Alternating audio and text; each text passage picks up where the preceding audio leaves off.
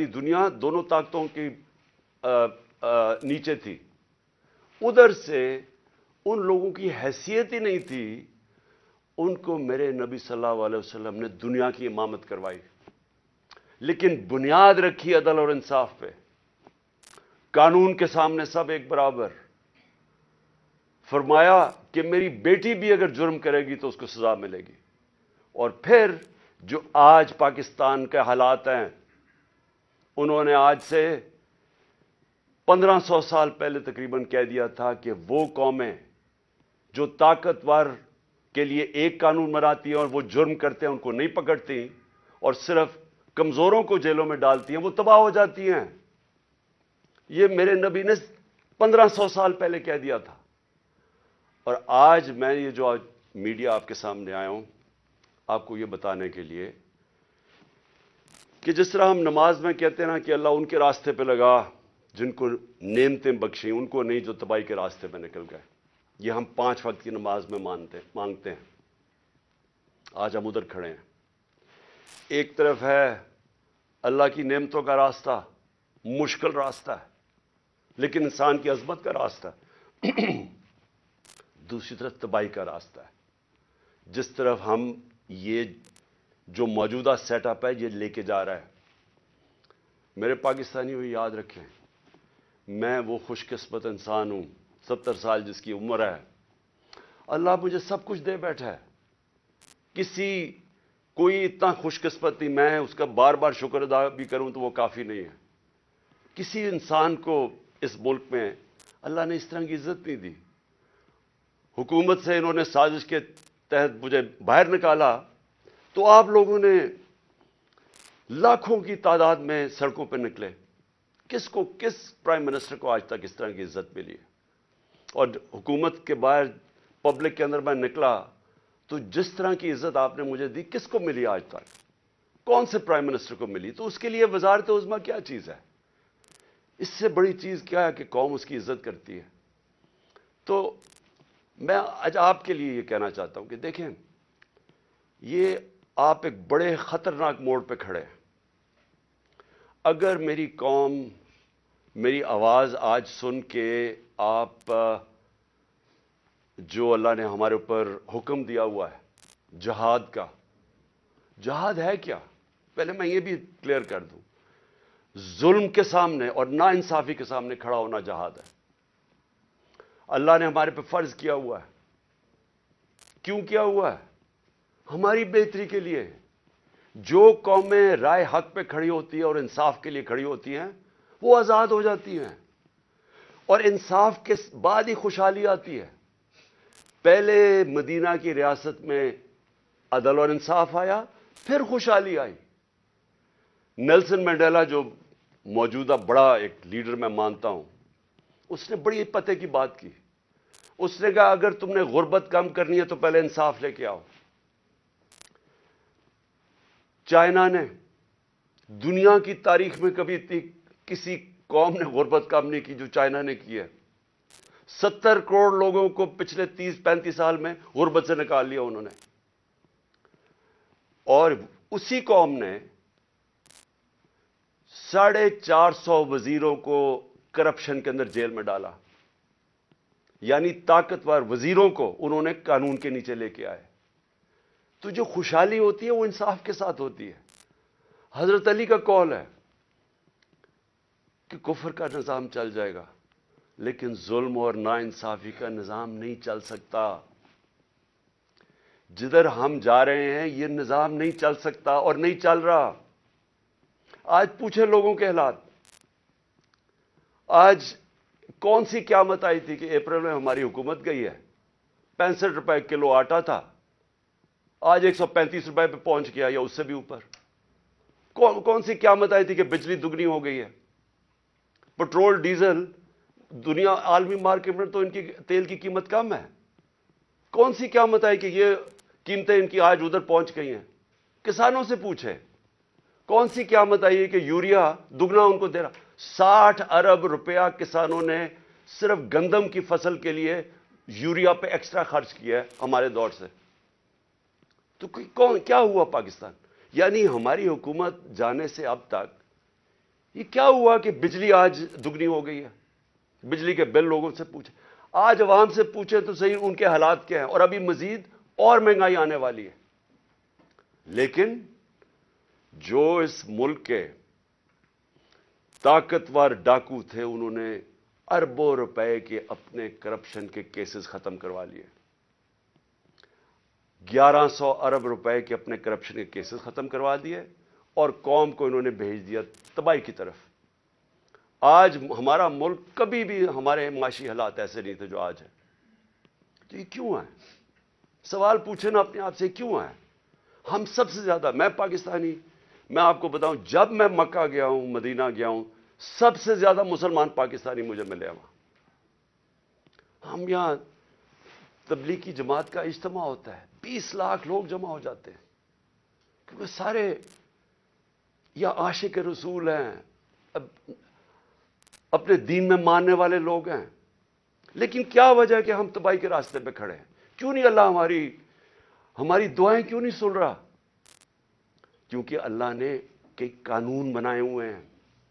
سارے جتنے اللہ کے پیغمبر دنیا میں آئے تھے، سب ان کی دو میسیجز ہی تھیں، صرف پیغام دو تھے: انصاف قائم کرو اور انسانیت، یعنی کمزور کی مدد کرو، جو کہ جانوروں کے قانون کے اندر کمزور کی سروائیول آف دا فٹسٹ ہے، کمزور مر جاتا ہے۔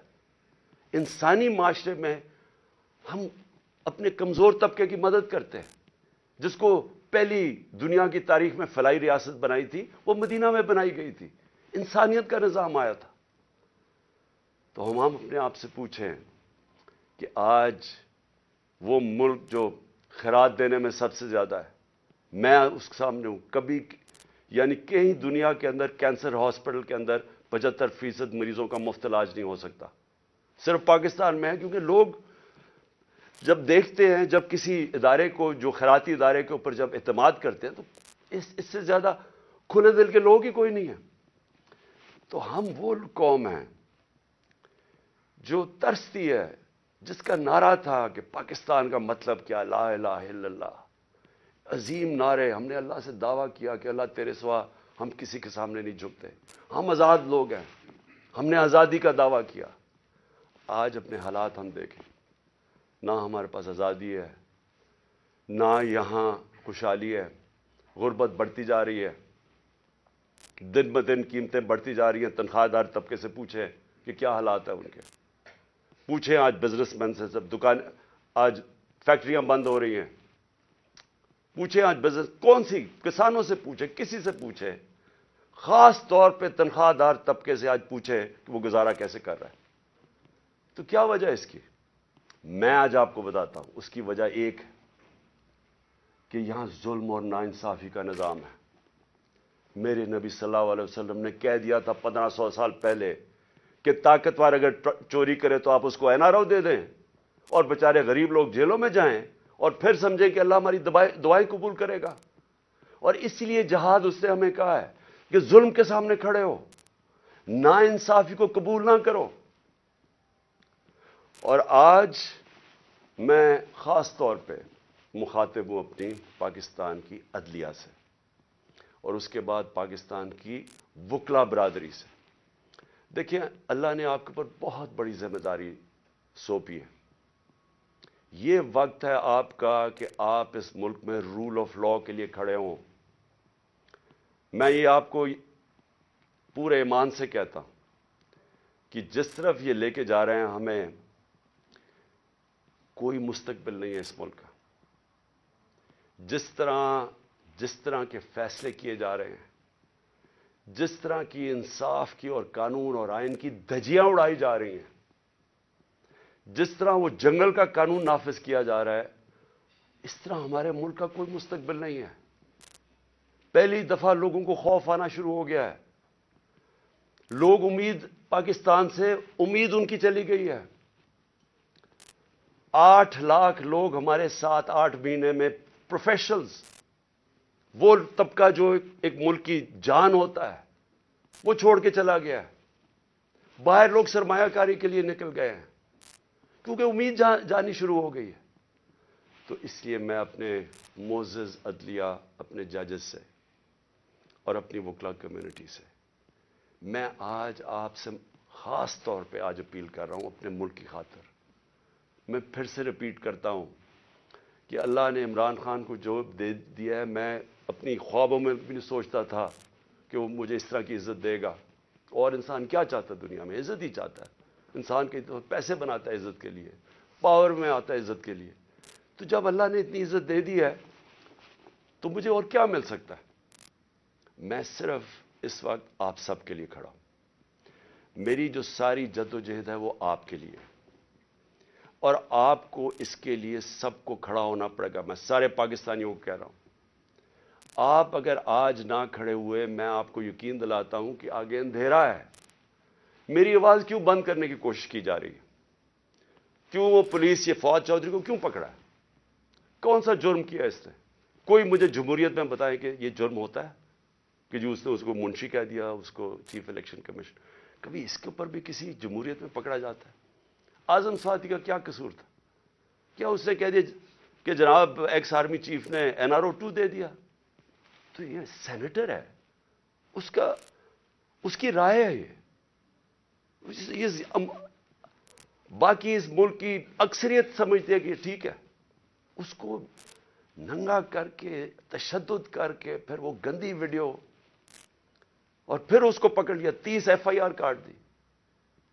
شہباز گل، ارشد شریف، جو ارشد شریف کی خبریں آتی ہیں کہ کس طرح اس سے کیا گیا. کیا بچہ جانتا ہے پاکستان میں کہ ارشد شریف جیسا خوددار، دیانتدار، کریڈیبل، ایک محب وطن شاید ہی کوئی صحافی آیا ہو، اس سے جو کیا ہے. اور یہ جو میرے اوپر قاتلانہ حملہ کس لیے کیا گیا؟ میں نے کون سا جرم کیا تھا؟ اور اس کے اوپر ابھی میں آتا ہوں جب میں باقی چیزیں بھی آپ کو سامنے رکھتا ہوں. لیکن میں آج اپنی قوم کو کہہ رہا ہوں کہ دیکھیں، آپ کا مستقبل آپ کے ہاتھ میں ہے. آپ ہیں اللہ کے بعد اس ملک کے وارث. آپ کو اپنی تقدیر اپنے ہاتھ میں لینی پڑے گی. یہ میرا وعدہ ہے کہ جب تک میں زندہ ہوں میں اس ملک کے لیے سٹرگل کروں گا. میں کیوں سٹرگل کروں گا؟ کیونکہ میں کبھی نہیں بھولتا کہ بچپن سے مجھے بتایا گیا ہمارے بڑوں نے کہ تم خوش قسمت ہو، تم آزاد ملک میں پیدا ہوئے ہو. وہ ہمارے بڑے سارے غلام ہندوستان میں پیدا ہوئے تھے.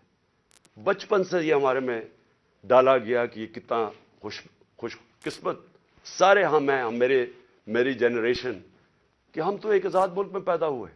میں کبھی بھی جب دنیا میں باہر گیا، کرکٹ کھیلی، بڑا ٹائم گزارا ہے، پروفیشنل کرکٹ کھیلتا تھا، کبھی میرے ذہن میں یہ نہیں آیا کہ میں پاکستان کے علاوہ کسی اور ملک میں رہ سکتا ہوں. اور میں ابھی بھی جتنی میری باقی زندگی ہے اس ملک کے لیے، میں آپ کو یقین دلاتا ہوں کہ نہ مجھے کوئی جیل سے ڈر ہے. موت میں نے اپنے اتنے قریب سے دیکھی ہے کہ اتنے قریب سے دیکھی ہے. مجھے پورا اللہ پہ اعتماد ہے.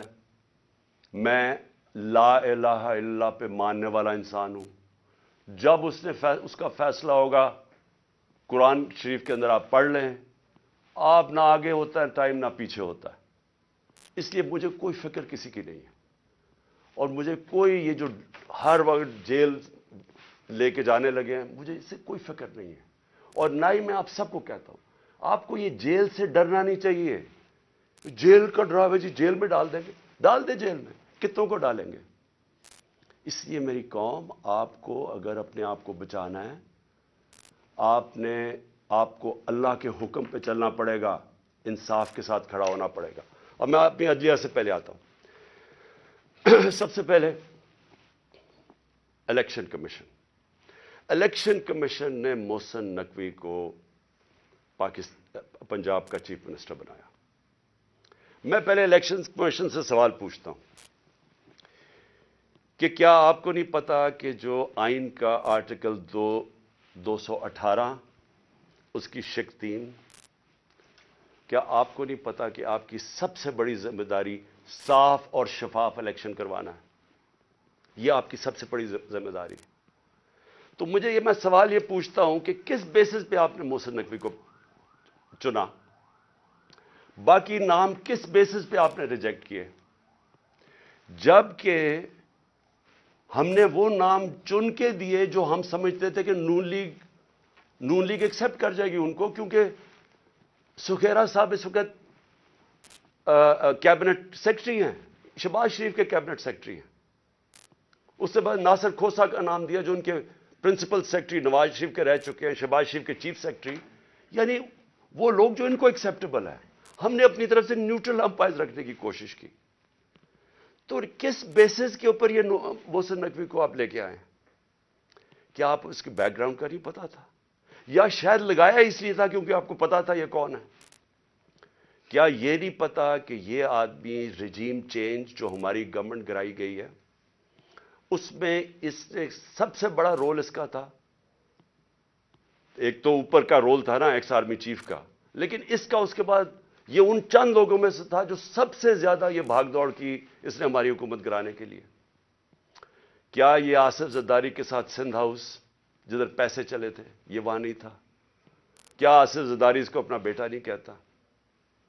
کیا اس کا جو چینل ہے لوگوں کو نہیں پتا اس کی چینل کا کس کے بار بار جو پروپیگنڈا ہمارے اگینسٹ کب سے کر رہا ہے؟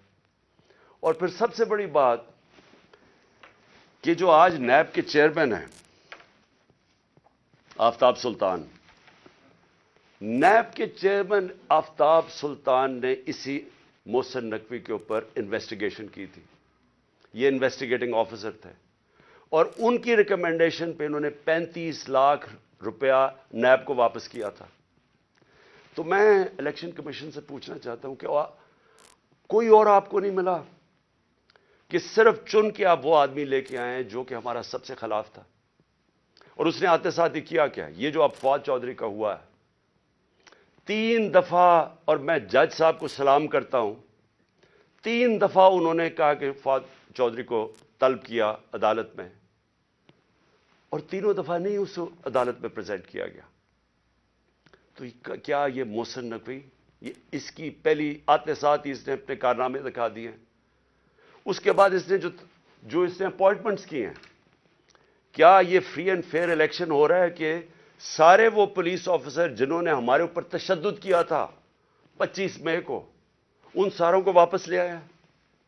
ایڈوکیٹ جنرل آفس کے اندر وہ سارے لوگ جو کہ حمزہ شریف کے دوران تھے ان کو واپس لے آیا؟ کیا یہ صاف اور شفاف الیکشن کی تیاری ہو رہی ہے؟ کیا اس کو کہتے کیئر ٹیکر سیٹ اپ کا تو امپائر ہے؟ اور ابھی سے ہی پولیس نے ہراساں شروع کر دیا ہے ہمارے ورکرز کے اوپر. 1-2 گرفتاریاں شروع ہوگی اور پلان بن گیا پکڑنے کا. اور یہ جو فواد چودھری کا ہوا ہے تو یہ ابھی سے ہی پورا پری پلان بنا ہوا ہے. یہ صاف اور شفاف الیکشن کروانے کے لیے محسن نقوی نہیں آیا، یہ وہ کرنے آیا جو میں نے پہلے بھی کہا تھا، جو آصف زرداری نے الیکشن کروایا ابھی کراچی کے اندر کہ ووٹ بینک ہے نہیں پیپلز پارٹی کا اور پیپلز پارٹی جیت جاتی ہے کراچی سے. تو یہ الیکشن نہیں ہو رہا، یہ ایک پلان، ایک کانسپریسی کے تحت اس کو رکھا گیا. تو میں اپنی عدلیہ اور ہم انشاءاللہ یہ کیس لے کے جا رہے ہیں اپنی عدلیہ کے پاس. تو میں اور پاکستانی آپ سے انصاف کی توقع رکھ رہے ہیں. ہم یہ بھی چاہتے ہیں کہ یہ جو اب فواد چودھری سے ہو رہا ہے اور یہ جو آگے ہونے جا رہا ہے، میں ابھی آپ کو پیشن گوئی کرتا ہوں کیونکہ ان کو سب سے بڑا جس آواز بند کرنی ہے وہ عمران خان کی ہے، تو وہ پورا پلان بنا ہوا ہے ان کا. میں ابھی پیشن گوئی کر رہا ہوں. ہم اپنی عدلیہ سے ایکسپیکٹ کرتے ہیں کہ ہمارے فنڈامنٹل رائٹس کو پروٹیکٹ کریں. یہ تاریخ وہ ہونے لگی ہے اگر ہماری عدلیہ نہ کھڑی ہوئی تو یاد رکھیں آج تک جسٹس منیر کو کسی تاریخ نہیں بھول سکی. وہ بڑے قابل آدمی تھے، لیکن ایک جگہ جدھر انہوں نے آئین اور قانون کے ساتھ کھڑا ہونا تھا وہ طاقتور کے ساتھ کھڑے ہو گئے. اس ملک نے بھاری قیمت ادا کی ہے اس کی، اور اس کے بعد قیمت ادا کرتے گئے. اس وقت قوم آپ سے ایکسپیکٹ کر رہی ہے، موزز ججز، قوم آپ سے ایکسپیکٹ کر رہی ہے کہ ہمارے حقوق کی حفاظت کریں، ہماری جمہوریت کو بچائیں. یہ جو اب تباہی مچنے لگی ہے ہماری جمہوریت کے اوپر اور جو ہو رہا ہے، میں آپ کو یقین دلاتا ہوں کہ میں مشرف کے مارشل لاء میں اپوزیشن میں تھا، 8 دن مجھے جیل میں ڈالا، تب بھی میں نے کبھی اس طرح کا ظلم، فیشزم، اس طرح کی میں نے کبھی ایک سٹیٹ کو اپریس کرتے ہوئے میڈیا کے لوگوں کو، ہمارے ورکرز کو میں نے کبھی ایسے نہیں دیکھا جو آج میں دیکھ رہا ہوں پاکستان کے اندر۔ تو اور مجھے افسوس سے کہنا پڑتا ہے کہ ہماری عدلیہ نے ہمارے فنڈامنٹل رائٹس کی حفاظت نہیں کی۔ اگر کی ہوتی تو آج وہی جو 25 مئی والے وہ آفیسرز جنہوں نے تشدد کیا تھا، 3 بجے رات کے لوگوں کے گھروں میں گھس کے انہوں نے لوگوں کو پکڑ کے جیلوں میں لے کے گئے تھے، ظلم کیا تھا، لوگوں کو امبیرس کیا تھا۔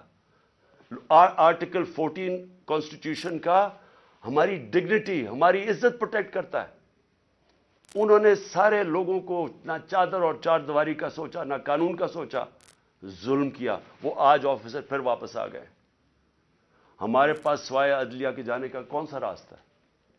دوسرا راستہ ہے سڑکوں پہ آ جائیں، دوسرا راستہ ہے ملک کو اور نقصان پہنچائیں جو یہ آگے پہنچا سکے ہیں۔ اس لیے میں اپنی عدلیہ سے ریکویسٹ کرتا ہوں، اور پھر میں ذرا 2-3 اور چیزیں بتا دوں۔ جے آئی ٹی، اب جے آئی ٹی بنی تھی، میرے اوپر قاتلانہ حملہ ہوتا ہے، پہلے تو 16 دن کچھ ہوتا ہی نہیں ہے، نہ کوئی investigation, police F I R کاٹ کے دیکھ دیتی کہ صرف ایک شوٹر تھا اور دینی انتہا پسند نے اٹیک کیا تھا، جو میں پہلے سے ہی سپٹمبر اور اکتوبر میں نے کہہ دیا تھا کہ میرے اوپر واردات ہونے والی ہے اور نام لیں گے دینی انتہا پسند کا، پوری کانسپریسی بنی ہوئی مجھے قتل کرنے کی۔ میں پہلے کہہ بیٹھا تھا، مجھے پتا بھی تھا اس کے پیچھے کون ہے، اور میں نے ان کے جیسے ہوا میں نے ان کے نام لیے۔ اپنی حکومت ہوتے ہوئے، پنجاب پولیس ہمارے نیچے ہوتے ہوئے میں اپنی ایف آئی آر نہیں کٹوا سکا، اور مجھے پتا ہے میں کیوں نہیں کٹوا سکا، کیونکہ دوسری طرف طاقتور لوگ تھے، اور ہماری ملک کی تاریخ ہے کہ جب طاقتور کا کمزور سے مقابلہ ہوتا ہے تو انصاف نہیں ہوتا۔ تو لیکن جو جے آئی ٹی کی رپورٹ ہے، یہ ذرا سننے والی چیزیں ہیں، اور پھر کیسے اس جے آئی ٹی کو آپ آتے ساتھ ہی حکومت نے پہلی چیز کی ہے جے آئی ٹی بند کی ہے۔ یہ کس قانون کے تحت کی ہے؟ جے آئی ٹی تو پنجاب کی جے آئی ٹی تھی، فیڈرل گورنمنٹ تو جے آئی ٹی نہیں بنا سکتی۔ اور جے آئی ٹی کی فائنڈنگز، جو فائنڈنگز سامنے آئی ہیں، ذرا یہ سن لیں، اس کی وجہ سے یہ بند کی گئی ہے۔ میں ذرا آپ کو بتانا چاہتا ہوں ساری قوم کو کہ میرے اوپر جو حملہ ہوا تھا، جب انہوں نے ایف آئی آر کٹائی پولیس نے، میری نہیں کاٹی، انہوں نے کہا تھا ایک شوٹر ہے۔ ذرا آپ یہ سنیں، اب تک جے آئی ٹی نے جو عدالت میں جو رکھ چکی ہے، جو عدالت میں چیزیں رکھ چکی ہیں، وہ ذرا سنیں۔ سب سے پہلے انہوں نے یہ کہا، جو کہ ڈی پی او گجرات تھا غضنفر حسین،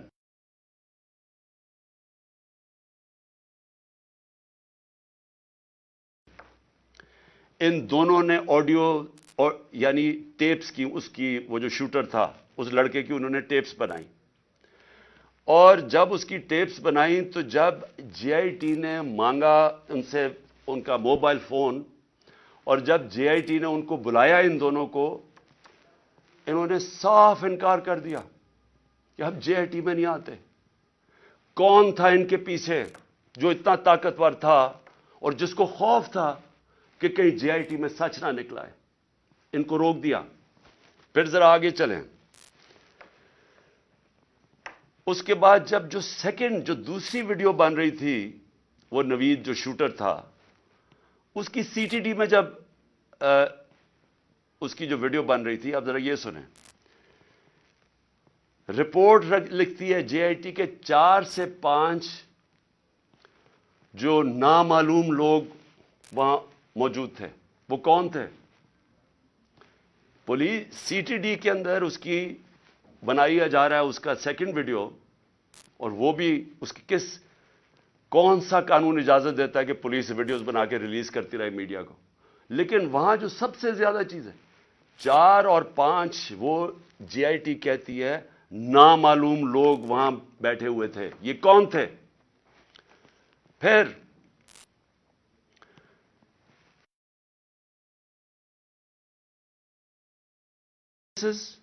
جو گواہ دیکھتے ہیں وہ شوٹر کو 3، ایک فورینزک کے ذریعے، اور ایک پھر فورینزک کے ذریعے یعنی کہ جو خول ملے تھے ان کی گولیوں کے، وہ 3 جگہ سے ملے، اور کرائم سین رپورٹ جو تھی ان سب نے ثابت کیا کہ 3 شوٹر تھے. یعنی جو انہوں نے رپورٹ بنائی تھی کہ صرف ایک دینی انتہا پسند نے قتل کرنے کی کوشش کی، اس کو سب کو رد کر دیا. اس لیے یہ آتے ساتھ ہی انہوں نے جے آئی ٹی بند کی، کیونکہ میں نے نام تو ایک شہباز شریف کو رانا ثناء اللہ کا لیا ہوا ہے، اور وہی بیٹھے ہوئے ہیں فیڈرل گورنمنٹ میں، اور انہوں نے آ کے انہی کے نیچے اب جے آئی ٹی بنے گی. اس لیے میں نے پہلے دن کہا تھا کہ چیف جسٹس صاحب آپ کے نیچے اگر انکوائری ہوگی تو شاید انصاف ملے. ان کے ہوتے ہوئے، اور وہ جو ایجنسی کا آفیسر ہے ڈرٹی ہیری، مجھے کوئی امید انصاف کی نہیں تھی. اور وہ آپ ذرا دیکھیں کہ جو اس جے آئی ٹی نے جو چیزیں بھی نکالی اس کے اوپر بھی ذرا دیکھیں کہ انہوں نے کس طرح اس کو بند کرنے کی کوشش کی. پھر یہ ثابت ہو گیا کہ جو لڑکا نوید تھا وہ کوئی دینی انتہا پسند نہیں تھا، اور اس کو ٹریننگ دی گئی تھی پسٹل شوٹنگ کے اندر. کوئی پسٹل شوٹنگ ایسے نہیں کرتا کہ سیدھی ایسے ریپڈ فائر کرے، وہ ٹرینڈ تھا. اور جو 5ویں چیز سامنے آئی، 4 جے آئی ٹی ممبرز کے اوپر پریشر ڈالا گیا. کس نے ڈالا؟ اور انہوں نے اپنی چینج کی رپورٹ، جو عدالت میں جو تھی رپورٹ، اس کی فائنڈنگ چینج کر دی. اور پھر کیا ہوتا ہے، جو پروسیکیوٹر جنرل ہے،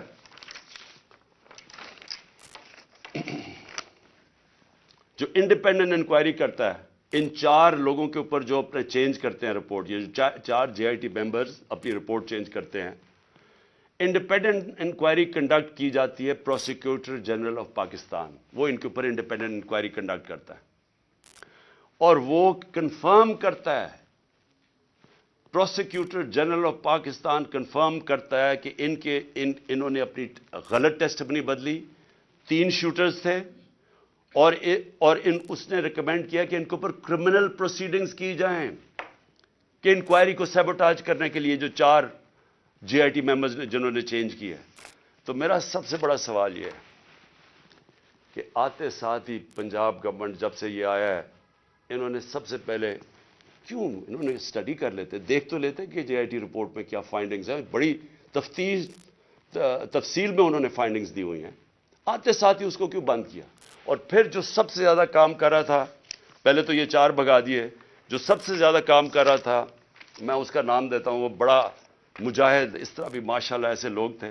انہوں نے آتے ساتھ ہی یہ جو محسن نقوی نے اور کیا کام کیا کہ اس نے جو لڑکا جو سب سے زیادہ کام کر رہا تھا، اس کا میں نام اس لیے بتانا چاہتا ہوں کیونکہ سعید انور شاہ، یہ انویسٹیگیٹنگ آفیسر تھا جس نے کھڑا ہوا اور جس نے عدالت کے اندر چلان دیا. انہوں نے آتے ساتھ ہی اس کو سسپینڈ کر دیا. تو میں اس سے کیا مجھے نظر آتا ہے، اس سے مجھے نظر آتا ہے کہ اگر کسی کو بھی شک بھی تھا کہ اس کے پیچھے طاقتور لوگ تھے جنہوں نے یہ سارا پلان کیا ہے، وہ شک ساروں کے دور ہو جانے چاہیے. یہ پلان تھی کانسپریسی، اور یہ لوگ، یہ جو اوپر بیٹھے ہوئے ہیں شہباز شریف اور وہ جو دوسرا ہے رانا ثناء اللہ، وہ بالکل اس کے اندر ملوث تھے. کیونکہ اگر وہ ملوث نہیں تھے، ان کو کس چیز کا ڈر تھا؟ کیوں وہ یہ بار بار جے آئی ٹی کو سیبوٹاج کرنے کی کوشش کر رہے تھے اور کر دیا؟ کیوں نہیں چلنے دیا جے آئی ٹی کو؟ بعد میں رپورٹس چیلنج ہو سکتی ہیں، اس کے اوپر کیس تو آگے چلتا ہے، لیکن کیوں انہوں نے کیا؟ کیونکہ ہمارے ملک کی تاریخ ہے. لیاقت علی خان کس نے ان کو قتل کیا ابھی تک کبھی نہیں پتا چلا. بے نظیر بھٹو کوئی پتہ نہیں، ایک دم اس کی جو سین تھا جدھر وہ بیچاری کو شہید کیا گیا، وہ سارا ایک دم کلیئر کر دیا. کس کے انسٹرکشن پہ کیا گیا کوئی کبھی نہیں پتا چلتا. اس لیے یہ جو پورا کور اپ ہو رہا ہے، یہ بھی کیونکہ طاقتور لوگ انوالوڈ ہیں، اس لیے کوئی پوری کوشش ہوگی اس کو کور اپ کرنے کے لیے. میں آگے اب چلتا ہوں. جب جو آئین ہے ہمارا، اور آئین بڑا کلیئر ہے، آئین کا آرٹیکل 105 یہ کہتا ہے کہ جیسے ہی ایک اسمبلی ڈیزالو ہوتی ہے، جیسی اسمبلی ڈیزالو ہوتی ہے تو گورنر 48 گھنٹے کے اندر وہ ایک ڈیٹ دیتا ہے الیکشن کی. یہ آئین کے اندر لکھا ہوا ہے, 105 آرٹیکل 105 میں لکھا ہوا ہے. نہ کے پی کے گورنر نے ابھی تک ڈیٹ دی ہے, نہ پنجاب کے گورنر نے ڈیٹ دی ہے. سوال یہ کیوں نہیں دی؟ ہم نے اپنی گورنمنٹ کیوں گرائی؟ کبھی سوچا کہ کوئی اپنی گورنمنٹ خود چھوڑ دیتا ہے, ڈیزالو کر دیتا ہے؟ کبھی اس ملک کی تاریخ میں ہوا ہے؟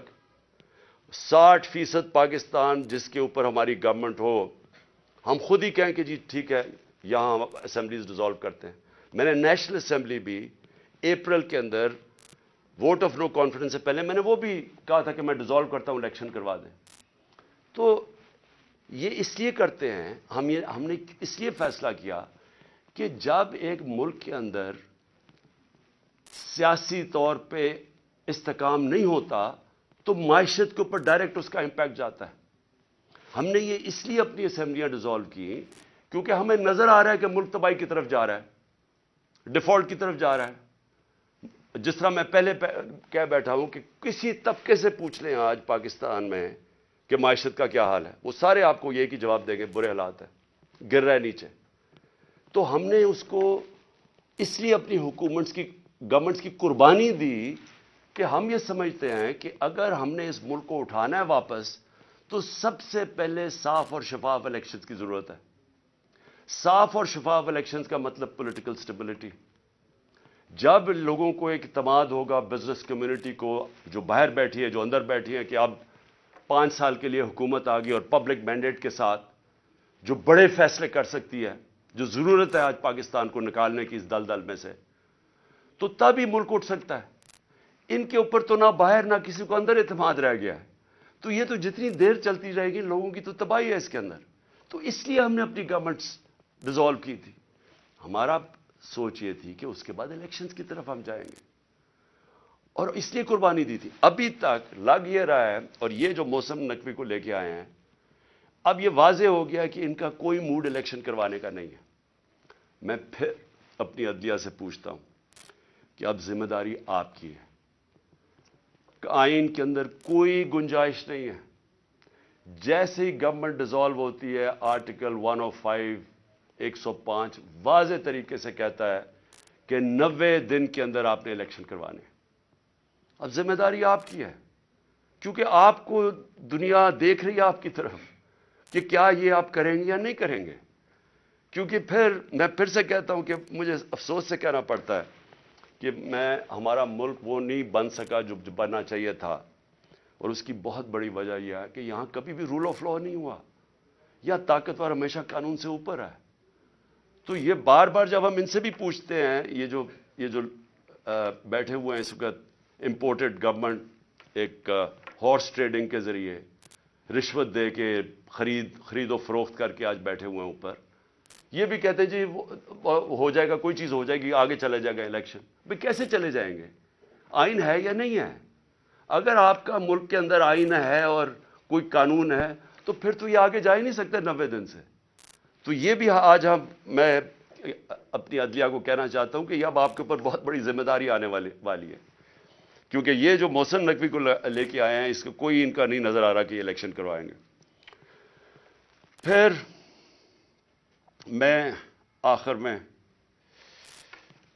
میں میں اپنی قوم سے بس یہ بات کر کے اپنی بات ختم کرتا ہوں کہ دیکھیں, میں جس طرح شروع کیا تھا کہ اللہ میرے پہ بڑا مہربان رہا ہے, میں اس کا شکر ادا جتنا بھی کروں کم ہے, کہ مجھے تو اس ملک میں جو آپ نے عزت دی وہ کسی کو دی نہیں پہلے. لیکن میں ایک چیز جانتا ہوں کہ میں کسی صورت اگر کسی کا خیال ہے کہ میں ان چوروں کے نیچے مان جاؤں گا, ان کی غلامی, میں واضح کر دوں کہ آخری گیند تک لڑوں گا, آخری اپنی سانس تک ان کا مقابلہ کروں گا. کوئی مجھے نہ جیل اور نہ یہ جو ڈراتے رہتے کوئی فکر نہیں ہے. اللہ نے ایمان دیا ہے, ایمان کی قوت دی ہے, اور سب سے بڑی قرآن کی آیت ہے کہ جو لوگ ایمان لے آئے اللہ ان کے خوف دور کر دیتا ہے, ان کو آزاد کر دیتا ہے. میں ایک آزاد انسان ہوں, میں کبھی غلامی کسی کی نہیں مانتا. میں لا الہ الا اللہ میرے دل میں ہے. میں نے اللہ کے سامنے دعویٰ کیا ہوا کہ اللہ تیرے سوا کوئی خدا نہیں ہے. کوئی خوف کے بت کی میں پوجا کرتا نہیں اور نہ آپ کو کرنی چاہیے. کیونکہ میں ایک مثال دیتا ہوں ہمیشہ لوگوں کو, کیونکہ اسلام کی تاریخ آپ پڑھیں تو جو سب سے دردناک اور تکلیف دہ واقعہ وہ ایک ہی ہے. جس طرح حضرت امام حسین کی شہادت ہوئی, اور میں ہمیشہ یاد کراتا ہوں لوگوں کو کہ کوفہ کے لوگوں کو انہوں نے تو بلکہ دعوت دی تھی امام حسین کو, ان کو پتا تھا وہ رائے حق پہ ہے, ان کو پتا تھا کوفہ کے لوگوں کو, لیکن یزید کے خوف کے ظلم کے خوف کی وجہ سے انہوں نے اتنا بڑا سانیہ ہونے دیا اسلام میں. آپ بھی یہ خوف کا بت توڑ دیں, میری طرح آزاد ہو جائیں اور کسی صورت ان کو نہ قبول کریں. مجھے جو صرف ایک افسوس ہے کہ میں جب سیاست شروع کی تھی 26 سال پہلے تو میں یہ سمجھتا تھا کہ دو طرح کے طبقے پاکستان میں ہیں. ایک وہ طبقہ ہے چھوٹا سا جو اس ملک کا پیسہ چوری کر کے باہر لے جاتا ہے, ان کے پاس اربوں ڈالر باہر پڑے ہیں, بڑے بڑے پراپرٹیز, مے فیئر سب سے مہنگے علاقے میں لنڈن میں پراپرٹی ہے, بیٹا ون ہائیڈ پارک وہ سب سے مہنگا علاقہ ہے, آف شور اکاؤنٹس میں ان کے پیسے پڑے ہوئے ہیں. تو میں ان کو تو پاکستان نیچے جاتا ہے ان کو کیا ہوگا, جب مشکل پڑتی ہے جہاز پکڑ کے باہر چلے جاتے ہیں. تو ایک ایسا طبقہ چھوٹا سا بیٹھا ہوا ہے, ہر وقت پیسہ اس ملک سے چوری کر کے باہر لے جاتا ہے. ٹیکس بزنس مین ہے, ٹیکس چوری کیا وہ باہر. ریل اسٹیٹ کے اندر بیٹھے ہوئے لوگ جیسی پیسہ بنتا ہے حوالے ہنڈی سے پیسہ باہر. تو ان کو کوئی تکلیف نہیں ہے کہ پاکستان نیچے جاتا یا نہیں, ان کو تکلیف نہیں ہے کہ ہم غلامی کریں, کبھی کسی کی غلامی جو آج تک کرتے آئے ہیں ان کو فکر نہیں ہے, کیونکہ ان کا سٹیک پاکستان میں نہیں ہے. اور اس لیے میں ان کے خلاف نکلا تھا آج سے 26 سال پہلے, اور اس لیے جب تک میرے میں سانس ہے میں ان کا مقابلہ کروں گا. لیکن ایک دوسرا طبقہ جن کا جینا مرنا پاکستان میں وہ اکثریت اس ملک کی عوام ہے, اور اس ملک کے وہ ادارے ہیں, وہ ادارہ جس کو پتا ہے کہ اگر یہ ملک کی معیشت نیچے جاتی ہے تو سب سے پہلے نقصان اس ادارے کا ہے. آج سری لنکا کے اندر آئی ایم ایف نے حکم دیا سری لنکا کو کہ اپنی جو سری لنکا کی فوج ہے اس کا آدھا کرو. مصر کے اندر آئی ایم ایف نے حکم دیا ہے کہ اپنی فوج کی فضول خرچیاں کم کرو. تو کیا وہ جب ہم جو یہ امپورٹڈ حکومت ہمیں اپنے گھٹنوں پہ لے آئی ہے, اپریل میں پاکستان کے ادھر کھڑا تھا, صرف اکنامک سروے آف پاکستان آپ دیکھ لیں, اور آج کے ادھر ہے. تو کیا وہ جو اب ہمارے سے قیمت ادا کریں گے, کیا ہماری طرح کے جو سمجھتے ہیں کہ ہم ایک آزاد ملک میں رہنا چاہتے ہیں, کیا ہماری آزادی خطرے میں ہوگی یا نہیں؟ تو میں یہ ہمیشہ سمجھتا تھا کہ یہ ادارے کبھی بھی ان لوگوں کے ساتھ نہیں ہوں گے جو یہ ملک کا پیسہ چوری کر کے باہر لے کے جاتے ہیں. اور مجھے بڑا افسوس سے کہنا پڑتا ہے کہ ہماری حکومت ہٹا کے ان لوگوں کو بیک کیا گیا جو اس ملک کو 30 سال سے لوٹ رہے تھے. چھوڑیں کہ میں کیا کہتا ہوں, صرف انٹرنیشنل میڈیا ان کے متعلق کیا کہتا ہے. آج تو ٹیلی فون ہے, اپنا گوگل کر لیں کہ ان دونوں بڑے خاندانوں کے اوپر انٹرنیشنل میڈیا کیا کہتا ہے. ان کے خلاف ہماری اسٹیبلشمنٹ نے, ہماری ایجنسیز نے کیا کیا چیزیں نکالی ہوئی ہیں ان کی چوری کے اوپر. تو مجھے حیرت یہ ہوئی کہ رجیم چینج کے بعد ان کے ساتھ کیسے کھڑے ہو گئے وہ ادارہ جس کا سب سے زیادہ سٹیک ہے کہ پاکستان ایک طاقتور ملک بنے. کہ اگر ایک ملک کی معیشت نیچے جاتی ہے تو ہمیں سوویت یونین کی مثال ہے کہ وہ ملک ٹوٹ گیا, تکڑی ترین فوج تھی لیکن ملک ٹوٹ گیا کیونکہ معیشت نیچے چلی گئی. تو ان کے نیچے جو انہوں نے 30 سال سے یہ ملک سے کر رہے ہیں, مجھے ابھی تک نہیں سمجھ آ رہی کہ کیسے وہ ادارے ان کے ساتھ کھڑے ہو گئے. میں آخر میں اپنی ساری قوم کو کہنا چاہتا ہوں کہ اپنی تقدیر اپنے ہاتھ میں لیں. آپ کا مستقبل, آپ کے بچوں کا مستقبل آپ کے ہاتھ میں ہے. آپ یہ اگر ظلم نہ, آپ کے پاس اب 2 راستے آ گئے, ایک تباہی کا راستہ ہے, ایک مشکل راستہ ہے، جدوجہد کا راستہ ہے، لیکن پاکستان کی عظمت کا راستہ ہے، اور مجھے امید ہے کہ آپ صاحب صحیح فیصلہ کریں گے۔ پاکستان زندہ باد۔